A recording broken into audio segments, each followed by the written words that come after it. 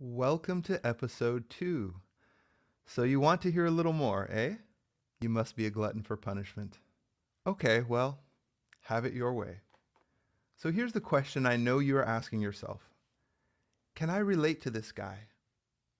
Can I connect to him in any way? I mean, I know he's a successful doctor and all that. And did somebody mention handsome, dashing, sophisticated, suave, charming? But I digress.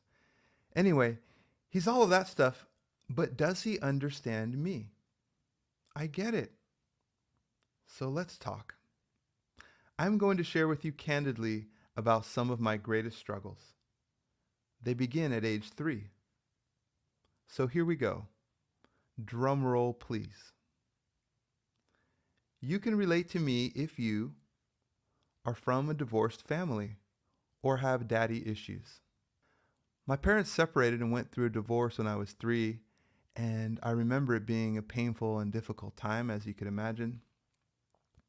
I remember some arguing and then living alone with my mom for several years. I remember my godmother taking care of me and my stepfather coming into my life, who turned out to be a fantastic man. Along the way, however, there's always this yearning of wanting to see your parents back together. Some faint hope deep inside, like a little candle that flickers and just won't go out, that somehow they'll stop arguing and they'll learn to love each other again and they'll come back together again and you'll live together as a happy unit. And I think you never quite get rid of that. I think it lingers on until some point you just grow up and you're told and, you know, you, I guess, realize that it's not possible and you kind of grow out of your childhood naive memories and hopes. But I remember carrying that little hope in my mind, in my soul for a long time. And I remember as I was growing up, my relationship wasn't great with my dad. If I could be perfectly frank, he was a very difficult person to get along with.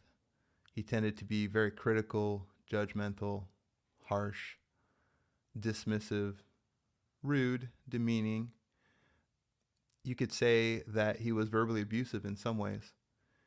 And so, according to the custody arrangement, I would go spend time with him, but it was always really difficult for me emotionally. And many times I would come back home in tears.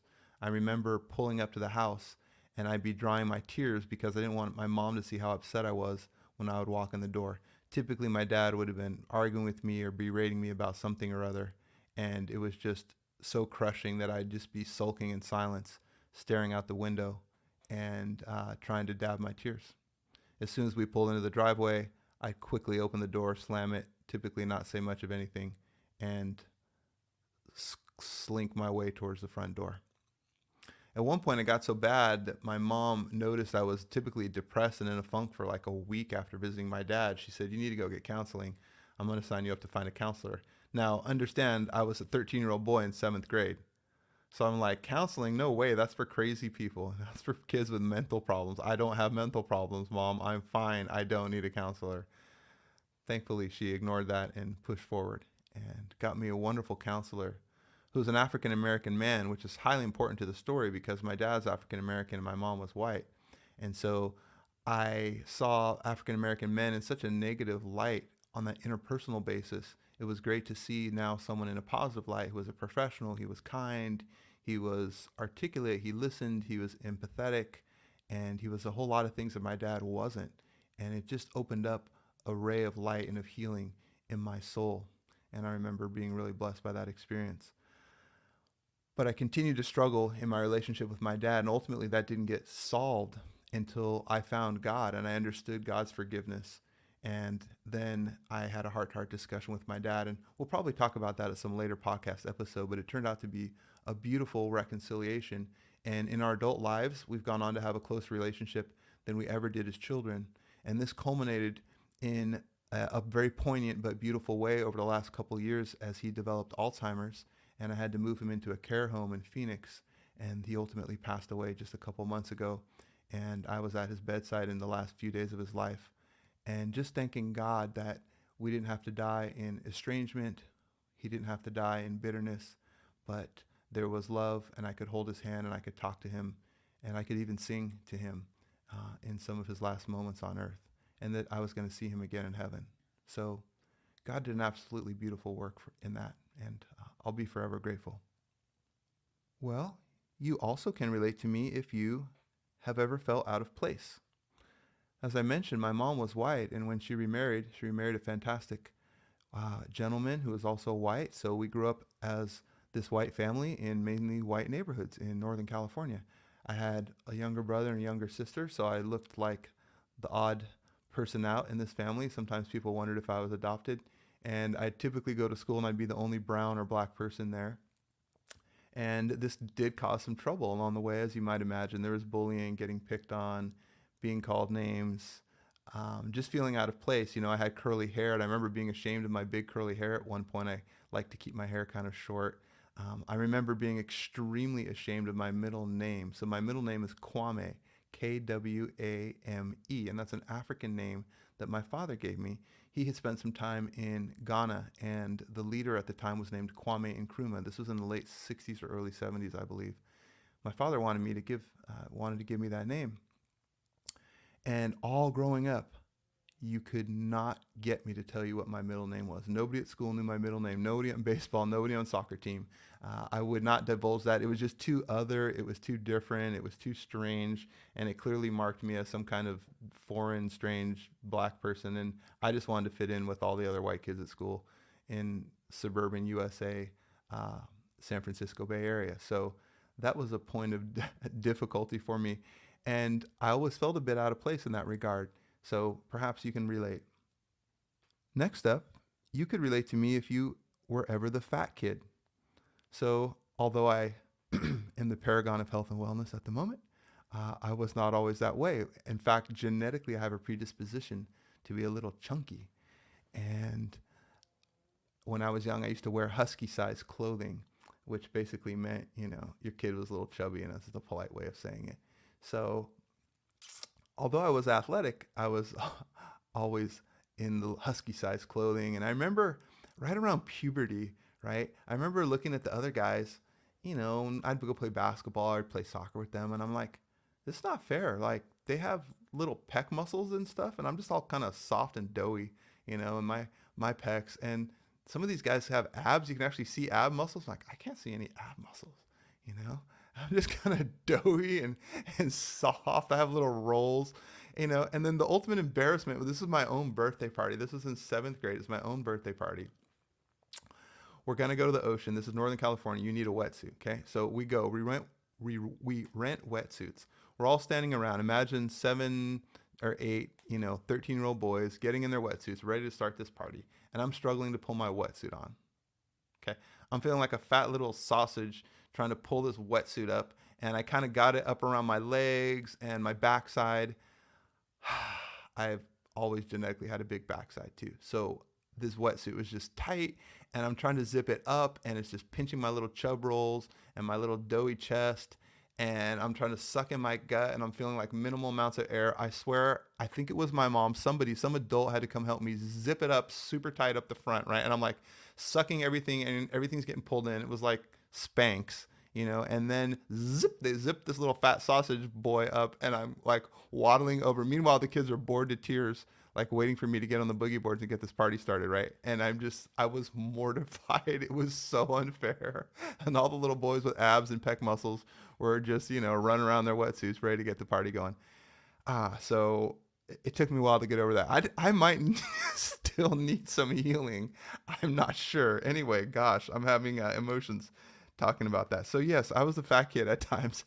That didn't change until high school, and that's when I took my high school health class. And sophomore year of high school, started getting healthy, you know, just got like a light switch flicked on underneath me about eating right, and actually got too into it. And actually looking back, I would say I developed an eating disorder. I actually would say that I had a male eating disorder because I wouldn't eat anything if it had fat in it. So this was during the low fat, massive diet emphasis of like the late 80s, early 90s. And so I was scrupulously reading labels. If it had any fat in it, I was not eating it. So I was eating like oatmeal, tuna, beans, you know, that's it. No fat, maybe some sugar here and there. That's it. And I started to lose a lot of weight. I started to run. But I started to become really just obsessed with being lean, and looking on it now, especially nowadays with social media and Instagram and phones and all that, I would say that I was a self-obsessed teenager with a body image disorder. And thankfully, it wasn't amplified as much as it can be nowadays. So I have a lot of sympathy for young people, including young men, in that situation.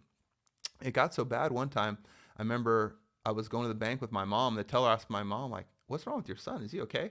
And I had lost so much weight. Uh, and I remember also my hand stopped working. So my left hand, it didn't open and close well. And my mom really just kind of laid into me at this point. She's like, "Michael, I don't know what's going on. You've taken this too far. You're not eating any of my cookies. You're not eating, any of the stuff that I make. You're reading every dang label. This is just too far. What is wrong with you?" And when my hand stopped working, when the lady at the bank thought I looked ill, that was my wake up call. So I turned some things around at that point. Now, hopefully, I do believe I found that nice middle ground to be healthy for the right reasons, but also all things in moderation. And I talk a lot about that with my patients, right? They'll say, well, how do I eat in a healthy way? How do I lose weight? I know I should not be eating any sugar, and I know I got to cut out all the desserts. And I'm like, well, first thing is let's make this sustainable. It needs to feel sustainable, right? If you're just functioning on willpower and deprivation, and I can't, and I shouldn't, and I won't, and I feel guilty if I do, blah, blah, blah, that's not going to last. That's not sustainable. Number one. Number two, it's not fun. God gave us taste buds. He created flavors for a reason. They're delightful. We have cultures all over the world that come up with amazing ways to eat food. I'm a big time foodie. I love flavors, right? I can't imagine life without tiramisu or creme brulee or tapioca pudding. I could go on. Good chocolate mousse, watermelon. There's just so many flavors. And so I tell people it's really about moderation. It's okay. You just don't have dessert every night. You don't have to go back for seconds. You can have a reasonable amount. You can share it with your spouse, etc. So I think I found a nice moderation in my life. But if you're ever the fat kid, I can understand you. How about this one? You can relate to me if you were ever a stranger in a foreign culture. So when I was 16, I got really interested in being an exchange student. I was growing up in my high school in Northern California. Never much had particular exposure to foreign countries, never much interest other than band. Let's see, it was my sophomore year of band. I played trumpet. This beautiful young woman with a tan and an amazing accent sat down next to me out of nowhere. She was a senior. Her name was Christina, and she was fresh back from New Zealand. I didn't even know where that was, but I knew it was cool. And she was cool. And so I'm like, I need to keep talking to her about any random topic I can come up with because I just like staring at her, and she smells good, and she's got a great tan, and this accent is amazing, and I'm smitten, etc. But anyway, where did she go, and how can I do something like that? So I got really interested in being an exchange student. My high school had a little exchange student club called AFS, and so I was an official AFS exchange student to the Dominican Republic, which I'm sure will come up in other episodes and other stories. There's a lot tied into that year. It turns out to be the most significant year of my life, bar none, the most life-changing, the most direction-setting. It was an extraordinary year. But during that year, as you can imagine, I was extremely homesick. So I lived with a host family, went to school in Spanish. Nobody in my family spoke much English. I was away from all my friends, my peer group, needless to say. This was in the early 90s, so this was pre-cell phone, this was pre-internet, this was pre-social media. If I wanted to call my family, I would get on a landline if it was available, call them. If I wanted to call some random teenage friend at home, I had to call the family phone number line and hope that Johnny was home at the time and not at baseball practice. Who knows where Johnny could have been. Plus, we had a time zone difference. And so I had to just make my new life in the Dominican Republic, which is exactly the point, right? But in doing that, there are some real challenges that you face. You feel like an outcast. You feel stupid. First of all, I knew I was intelligent, but not having mastery of the language, you're limited in how you can express yourself. So I had that very uncomfortable feeling of people looking at me like, judging me a little bit and just feeling muted, not able to express myself, right? Not able to engage in an intelligent way, in an articulate way with any kind of depth like I'd want to. And being very challenged in that way. And I remember falling asleep, crying many times out of homesickness, just wanting to be back with my friends, my peer group, my high school where things were comfortable and easy. And here I was in the Dominican Republic and mosquitoes were biting me and I didn't understand the language and I was living in a big city and a bunch of experiences were just new and different and challenging at the same time. And because of that, I have a deep sense of understanding and respect and appreciation, I guess, and sympathy for people who are here from other places. And that I would always be welcoming in my approach. And that hopefully we as a community would be welcoming, right? That's the beauty of our country. We are the world's country. If you think about it, we have people from every single nation here. And we've been welcoming people from all over the world since we got started. Not always under the best circumstances, granted. I mean, slavery, namely, and other types of scenarios where people came sometimes out of hardship. But in the end, this is everybody's country. It's the world's country when we're at our best. And I have I find it beautiful. And I also can be sympathetic for that person who's a refugee from, Iraq recently and who has PTSD from seeing family members lost in a car bomb. I've had patients like that, right? That refugee from Ukraine, that refugee from Central America who had to cross a river just to try to find a job so they could support themselves. And, that person who was came here was a professional actually in Colombia, a bank level manager with a college education. He came here legally, took him a while. He had political asylum, and when they started him here, they put him out in the fields to pick apples. Okay, he had never picked apples in his life. He didn't know what he was doing. He was overheated, hot. He was just toughing it out because that was the only job available for him at the time. And he did that for years, using porta potties, all of that. I understand in many ways what that's like. And so if you've ever felt that, you can understand me and I can understand you. Furthermore, I would say you can relate to me if you have ever felt in over your head, okay? Just in over your head, overcommitted, overwhelmed, facing a gigantic challenge that you feel like perhaps you're not up for. I felt this way when I got to Stanford, and I felt this way particularly as I began my second year. My second year was the year I decided to become a pre-med. So voila, I had to do 4 years of pre-med now in 3. Okay, made worse by the fact that I didn't do any of that preparation in high school, not knowing that I wanted to have a medical career. So I was not one of those people who took advanced chemistry, advanced math, advanced sciences of any kind in high school. I got good grades, but no particular emphasis on science or medicine. So here I was at Stanford, hugely competitive, as you can imagine, pre-med, trying to do this all 4 years in 3 years. I remember the stress level was extraordinary. Staying up late, going to office hours, studying, on the weekends, just the grind and the sense of like a cloud over me at all times of work and things needing to get done and problem sets and papers and all of that. And I remember it came down to my last quarter, graduation. I kept having this bad dream that somehow I didn't check some box somewhere, some little requirement like some PE class or some anthropology credit or something like slipped through the cracks somehow. And I was just perseverating on this and it was this bad dream. And I remember I was really unsettled by this, partly because I'm also a poor planner and it's, fairly likely that something like that would have happened. So I'm just saying, oh God, please, I got to graduate. Like my parents are going to kill me if I'm like 2 credits short because of some ridiculous anthropology thing that I just overlooked when I was a freshman. I should have done it and I didn't pay attention and now I can't graduate and we got to spend more thousands of dollars, more money, right? So anyway, again, back in that day, this was all pre-internet, pre-computer technology for the most part. So the way you knew, literally the way you knew if you actually graduated, you went down to the student union on a bulletin board. Your name was printed up on a piece of paper, okay, tacked to this bulletin board. You had to go find it. If your name was on the paper, you were going to walk next week. If it wasn't, you weren't. Period. End of discussion, right? So I'm heading down the student union. I'm like, please, God, please, God,